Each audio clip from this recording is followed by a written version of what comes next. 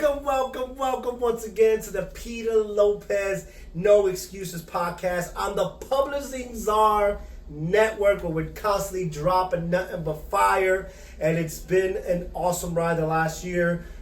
Like, working with these authors is just a blessing. It's a pleasure because you learn so much from each of them.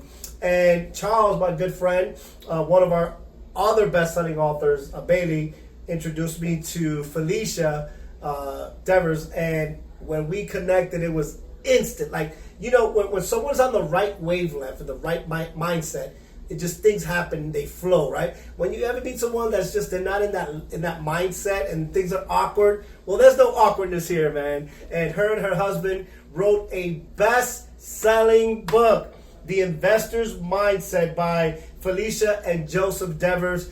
It's got nothing but gems, nothing but keys. Phylisa, it is an honor to have you come all the way from the town of Orlando, whatever that is, with Disney rules. But I love the book, and what inspired you to write the book? What inspired me to write the book? We do a lot in business, and I get a lot of questions. People ask us, how do you manage to do all the stuff you do?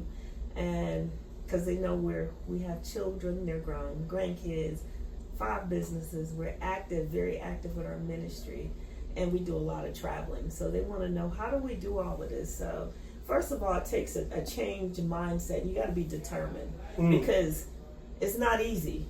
We know sometimes the ebbs and flows of business is not easy. Oh, there's mountains, and there's valleys, and there's deserts, and there's oceans, and there's water. Yes, so that inspired this book. Is because a lot of people, their mindset's not there. You don't get nothing you got for free. You got to go for it. You got to work. And work is WORK, especially when you own businesses. Yeah. So. It's hard, like the mindset that these people have, like the grind, right? Like I remember they're like, how did you start your business? Well, I worked 9 to 5. Yeah. I was faithful 9 to 5. Like, everyone wants to be an entrepreneur, but no one wants to put the work. And I'm like, everybody's a chief. You know, I watched, deal with these gurus, and I'm like, okay, so all of y'all gonna start 9 to 5. And while I was doing my 9 to 5, I was doing my job, and then after work, that's when my own thing started. And on weekends, and then Mimi, I partnered with her, and we launched, we launched Publified Press, and there were weekends and weeknights and getting on calls. There was no time off until we built a plan. So what I love what you're doing with just in your culture, right? Just launch 5 businesses. Is it 4 or 5 businesses? 5. And like that, I mean, it's hard enough to do one. It's hard enough to do one. And you just didn't. You said, I'm gonna teach myself a lesson to do 3 more or 4 more after. Yeah, so it's not easy, but we manage. Yeah. And it's a lot on me, especially because I have to do all the paperwork for him. Oh. Joseph don't have to do that, but I do. But I love it because if the kind of life I live, working for someone, I couldn't do it. Yeah. You can't take off from work when you want to. It's different now. I don't think I can ever go back. Me neither. I can't. Neither. I can't. No. I mean, it's hard. So here. I love this Maya Angelou quote that you put in this book. If you don't like something, change it. If you can't change it, change your attitude. Why do you put that quote in this book? Because that's a true quote. You can change things, but it all starts here. And a lot of people are stuck here in the mind. Wow. That's why I named this book The Investor's Mindset, because it's about investing, it's about mindset changes, and it's a lot of stuff in here that you can take to help you change. And it's also about things that we do so we don't burn out. So what's a good attitude check? Because I know you were doing a video earlier on like an attitude check. Like every morning, what are the things I got to check in my attitude? One thing I would say in the mornings, get up and just be thankful for what you have. If you're thankful for where you're at and what you have, that you do that a lot every day, it'll grow. So the first thing is have a grateful mindset. Yes. Like, hey, I'm part of that group of people that woke up. Yes. I'm healthy. Yes. Because people who don't wake up aren't healthy. So that's key. So the first mindset is to have a gratitude mindset. Yes. What else? What else do we have? Another attitude check. Be careful what comes out your mouth. Ooh. Don't be gossiping. Don't speak bad things. Because I'm a Christian.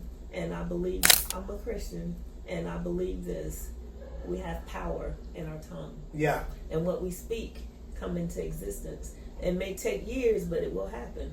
So you got to be careful about what you say.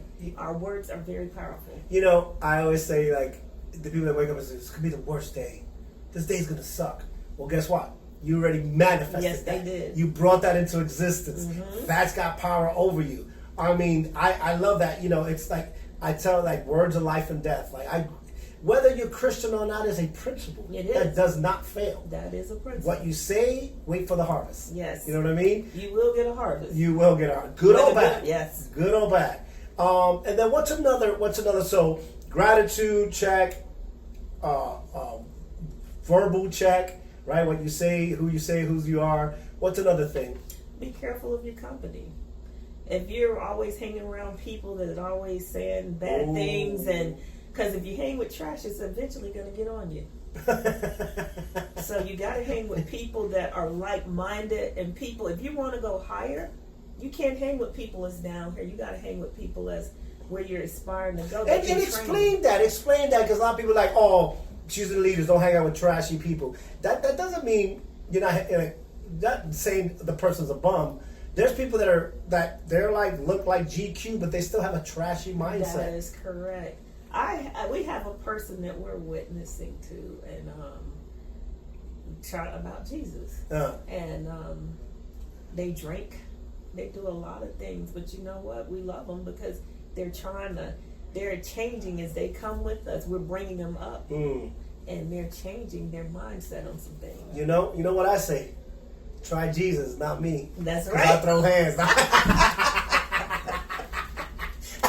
Alan likes that. So where, like, maybe the success of this book, it's it came out, hit the Amazon bestseller. I mean, what really, like, you published other books. What made you publish this one? Because I know you've done a couple on your own, and you jumped with us, and it's been an honor because you own your masters, you own your publishing, you own your rights. But I love, like, the pessimist complains about the wind, the optimist expects it to change, the realist adjusts the sails.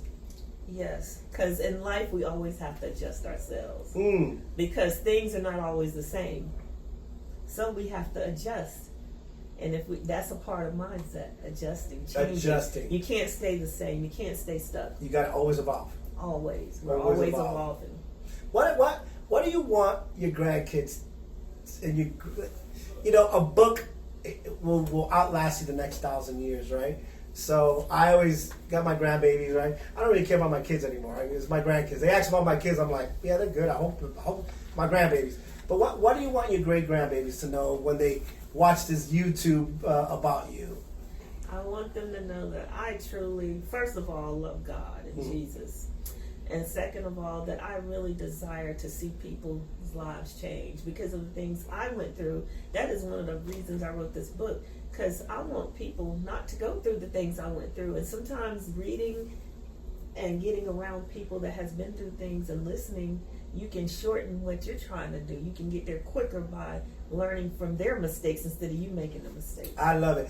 One of my favorite all-time books, if I got to Think and Grow Rich, mine is Secrets of the Millionaire Mind by T. Harv Eker. One of the best books ever. I love that book. That book is, yes.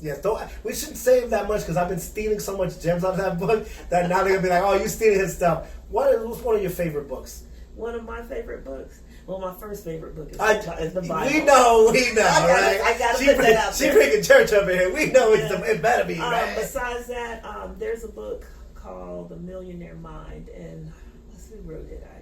I got someone taking a class with me and they're reading it. Nice. It's a thick book, and they're finding out that not all millionaires buy Gucci and Louis Vuitton. And a lot of them live in common neighborhoods, maybe a nice big house, but not too big. Drive cars like us, don't spend all their money in things that you can't. And William Buffett drives the same Cadillac. Jeff Bezos was driving a Honda. It's all about how you speak and how you mind. Listen, my friends, you can get this book on Amazon, Barnes & Noble, Books A Million. If you're in Australia, you can get it out I forgot the bookstore over there. It's 90 countries. It is gone wildfire. I have an investor's toolkit, like a mindset toolkit. It's not that big. My book is not that big either, and it's gone around the world. It's just got so many great nuggets. I mean, her first podcast, I don't know if it's, what episode is that, but it talks about her journey, how she was in the military. This book is going to inspire you, whether you're a male or female. Her and Joseph drop nothing but gems. We're so honored to have you here on the No Excuses podcast, under the Publishing Czar Network. Listen, once again, congratulations on being a fellow best-selling author. Be on the lookout for this book.